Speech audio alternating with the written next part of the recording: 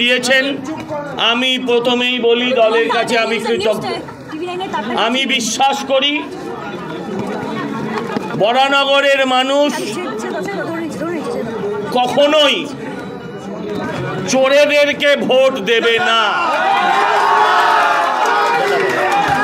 আমি বিশ্বাস করি যারা পুরো দুর্নীতিতে যুক্ত, যারা শিক্ষা দুর্নীতিতে যুক্ত, যারা গরু কয়লা কিছুই ছাড়িনি, যারা আপনার রেশন খেয়েছে, যারা সন্দেশখালীর মা বোনেদের ইজ্জতের সঙ্গে খেলেছে, যারা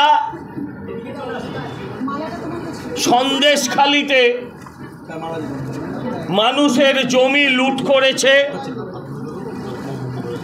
যারা হাজার হাজার আমাদের তার মধ্যে বেশ কয়েকশো কর্মীকে যারা খুন করেছে, বাংলার মানুষ এই চোর এবং খুনিদের কিছুতেই ভোট দিতে পারে না।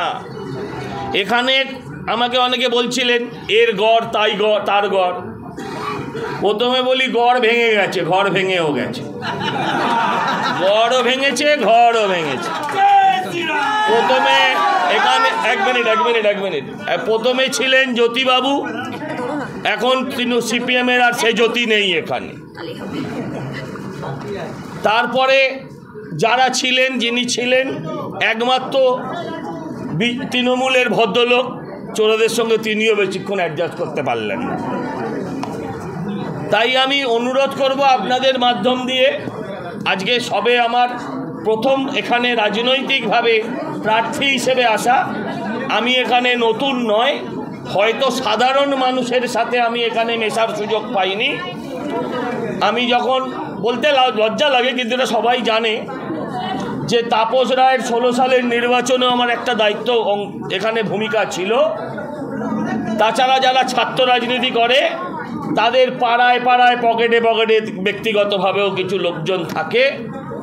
আমি বিশ্বাস করি এই সামগ্রিক টোটাল এবং অরিজিৎ দার নেতৃত্বে আজকের দিনে পার্টি যথেষ্ট স্ট্রং। আমাদের এখানে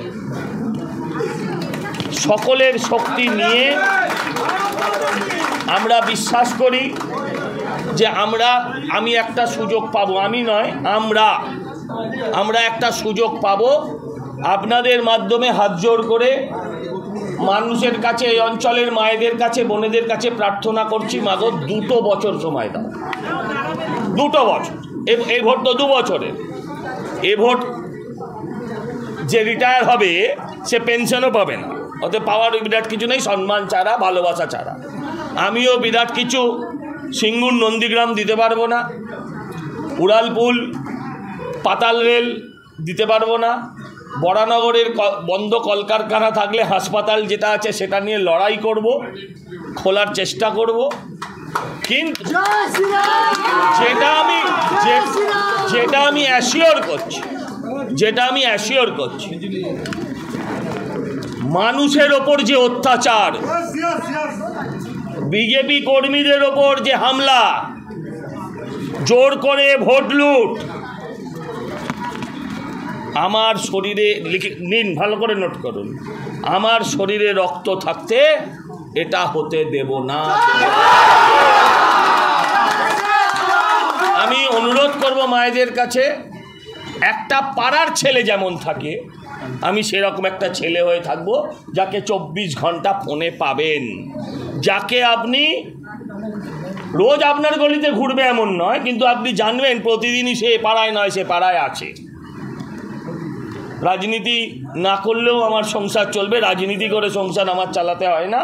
ফলে আমি একজন 24 ঘন্টার পলিটিশিয়ান, আপনারা আমায় 24 ঘন্টা পাবেন, এটুকু আমি বলতে পারি।